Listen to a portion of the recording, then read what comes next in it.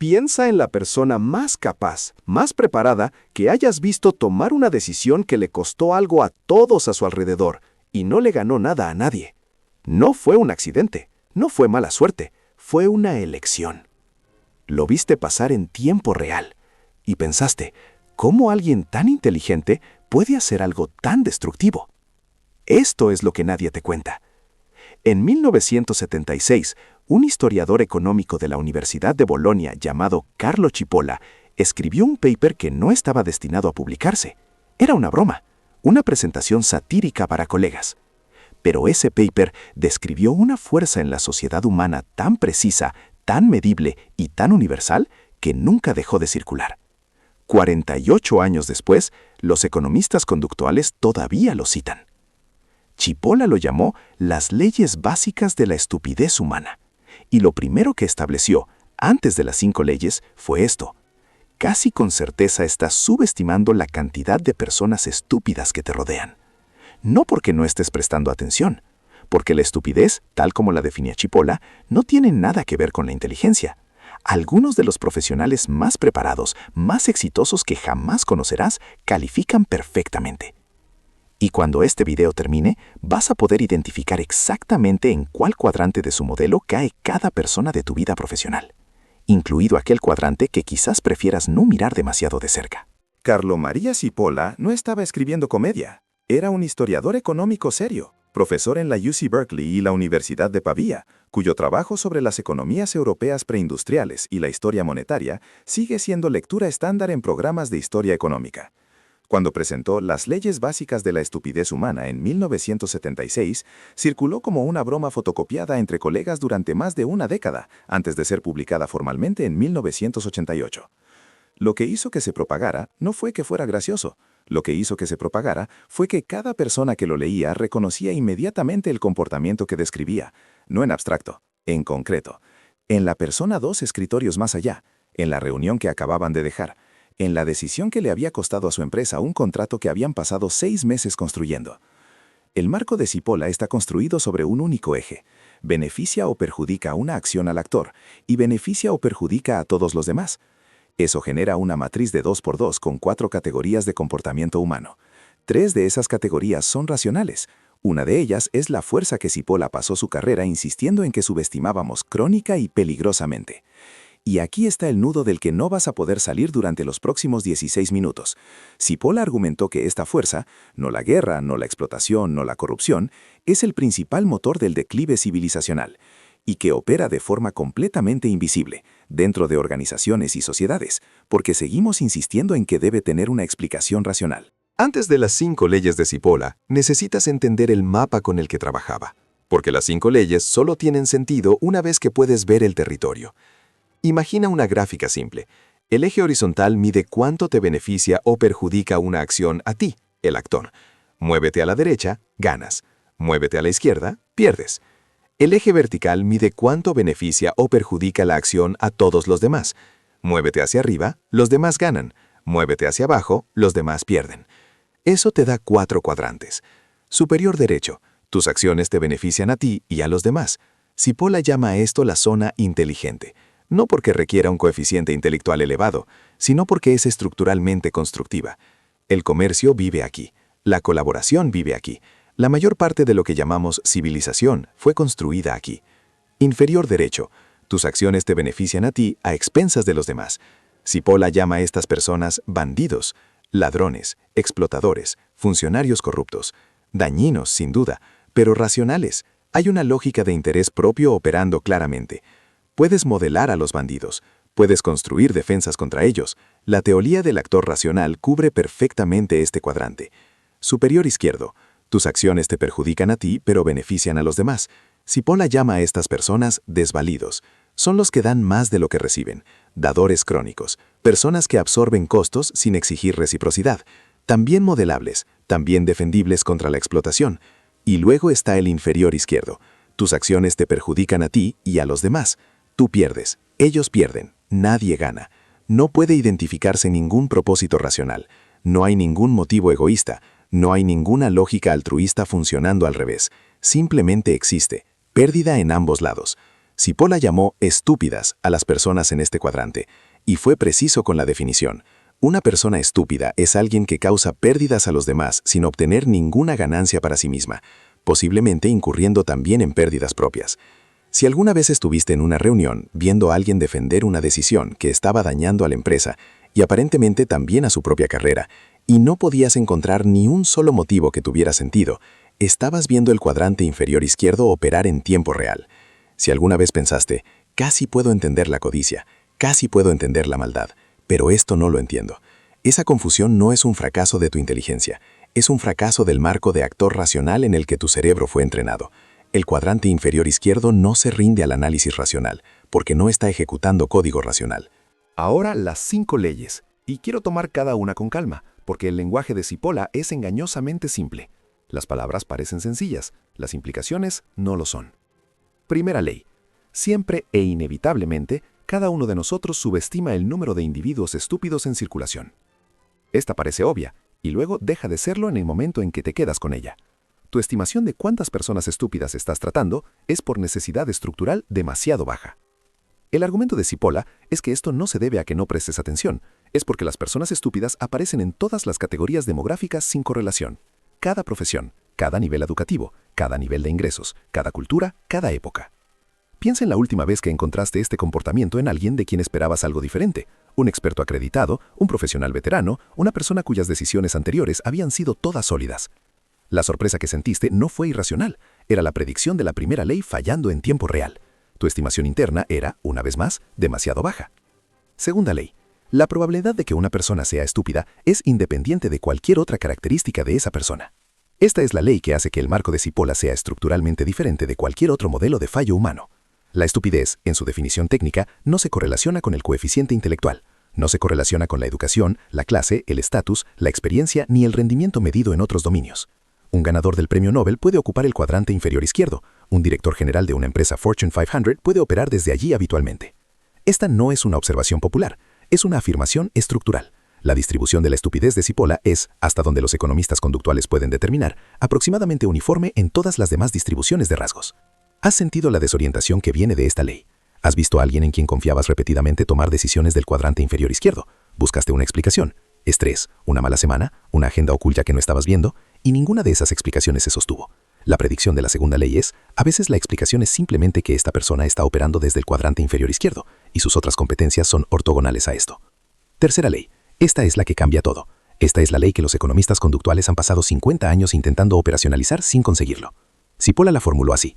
Una persona estúpida es el tipo de persona más peligroso.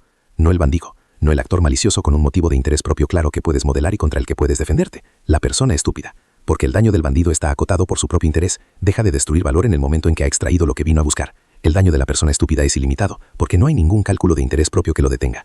No hay techo sobre cuánto valor puede destruirse cuando la destrucción no sirve a ningún propósito. Si eso suena abstracto, déjame hacerlo concreto.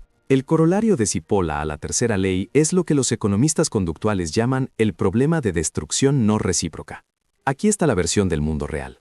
En 1985, el equipo directivo de Eastern Airlines recibió una oferta de contrato del sindicato de maquinistas que habría preservado aproximadamente 4.000 empleos al costo de una concesión salarial. El director ejecutivo, Frank Lorenzo, la rechazó. Lo que siguió fue una huelga de 18 meses que paralizó la aerolínea, destruyó $1.200 millones en valor, le costó a Lorenzo su reputación profesional de manera permanente y terminó con la liquidación de la aerolínea en 1991. Lorenzo no emergió con más poder. No extrajo valor de la destrucción, se destruyó a sí mismo junto con todo lo demás. Ahora bien, Cipolla no clasificaría necesariamente a Lorenzo como estúpido basándose únicamente en esto.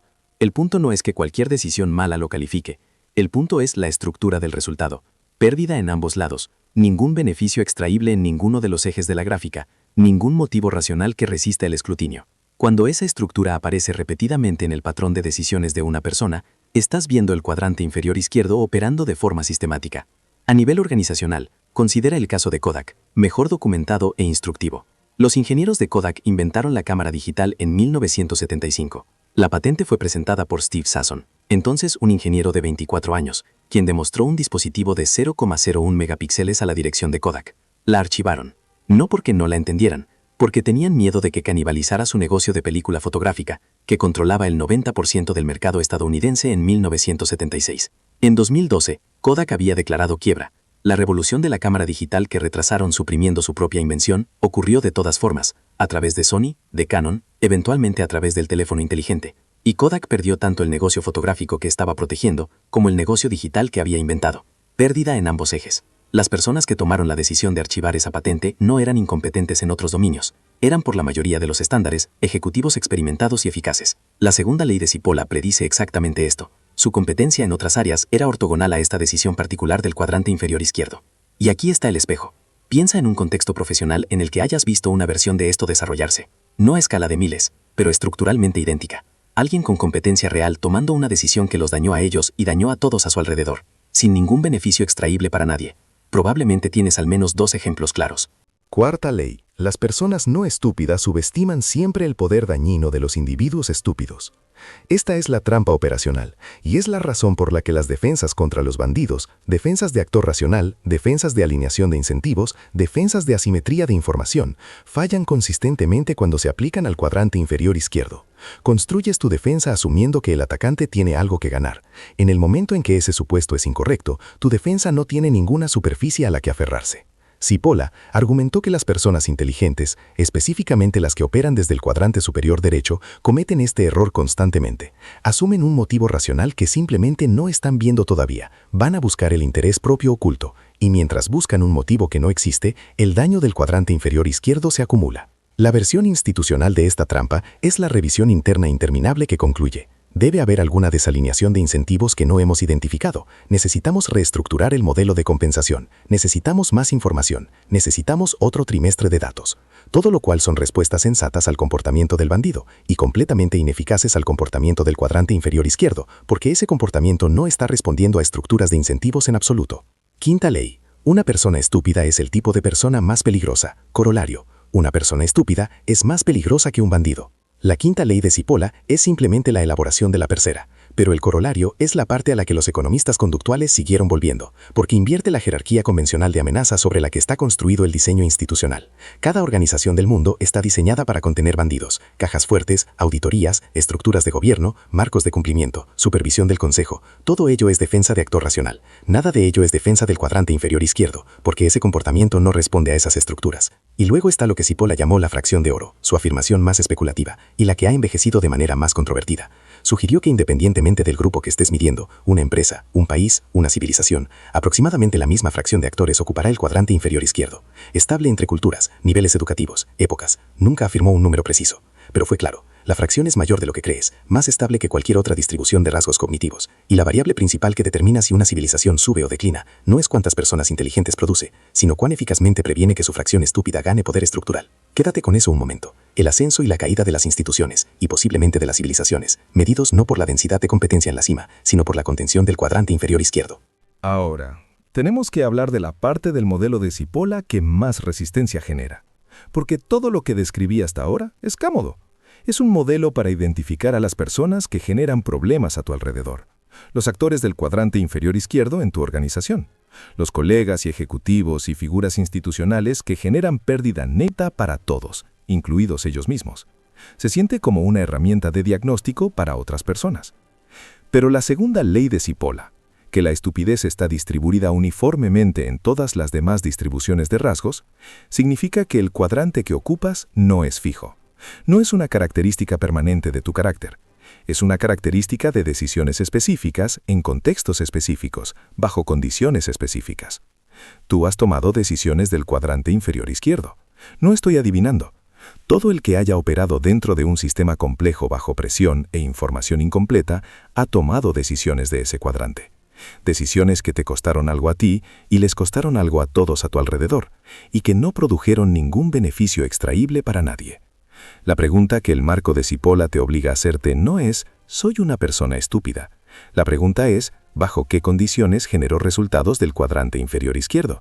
¿Y estoy actualmente en alguna de esas condiciones? Esto es lo que Cipolla llamó la perspectiva más peligrosa del modelo. No identificar a los actores estúpidos a tu alrededor, sino identificar las condiciones bajo las cuales tú te conviertes en uno de manera confiable. Porque esa es la única parte del cuadrante sobre la que realmente tienes alguna palanca. Esto es lo que Cipolla realmente nos dio, y es más útil que un modelo de personalidad, porque no requiere que clasifiques correctamente a los individuos antes de poder aplicarlo. El modelo es un filtro para decisiones, no para personas. La pregunta nunca ¿es estúpida esta persona? La pregunta es, ¿está esta decisión, en este contexto, generando un resultado del cuadrante inferior izquierdo? ¿Está esta acción produciendo pérdida en ambos ejes? ¿Y hay algún motivo racional que realmente hayas confirmado? ¿O simplemente has asumido que existe? Este reencuadre importa porque elimina el error de atribución que hace difícil operacionalizar el modelo de Cipolla. No necesitas decidir si alguien es fundamentalmente un actor del cuadrante inferior izquierdo. Necesitas identificar cuándo una decisión está generando un resultado de ese cuadrante. Eso es medible. Eso es observable.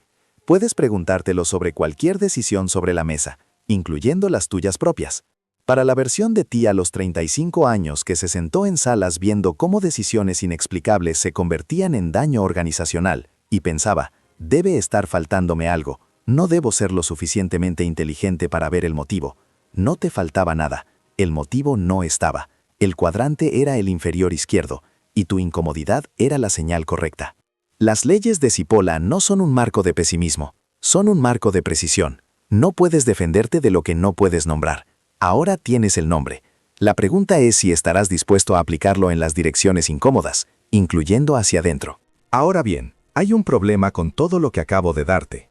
El modelo de Cipolla te dice cómo identificar la decisión del cuadrante inferior izquierdo después de que se ha tomado. Te da un marco para entender el daño en retrospectiva. Pero existe una categoría específica de decisión que está estructuralmente diseñada para parecerse a comportamiento del cuadrante superior derecho. Inteligente, beneficiosa, constructiva, mientras genera de manera confiable resultados del cuadrante inferior izquierdo a escala. No es un patrón de fallo aleatorio, es una consecuencia predecible de la forma específica en que las personas inteligentes resuelven problemas visibles. Y la evidencia es tan consistente en industrias y épocas que los economistas le dieron su propia ley. En la India colonial, el gobierno británico intentó reducir la población de cobras en Delhi pagando a los ciudadanos por cada cabeza de cobra entregada. El programa era lógico, el incentivo estaba alineado con el objetivo, y en pocos meses la gente estaba criando cobras en cautiverio para cobrar la recompensa. Lo que pasó después, y por qué el mismo mecanismo aparece en cada métrica de rendimiento que jamás se haya asociado a una institución humana, es el tema del siguiente video. ¿Cómo es construir algo que destruye el mismo problema que querías resolver? Cada perspectiva que acabas de construir sobre el comportamiento del cuadrante inferior izquierdo solo se agudiza una vez que veas cómo funciona el efecto cobra. Ese es el siguiente. Después de verlo, ya no vas a poder mirar las estructuras de incentivos organizacionales de la misma manera.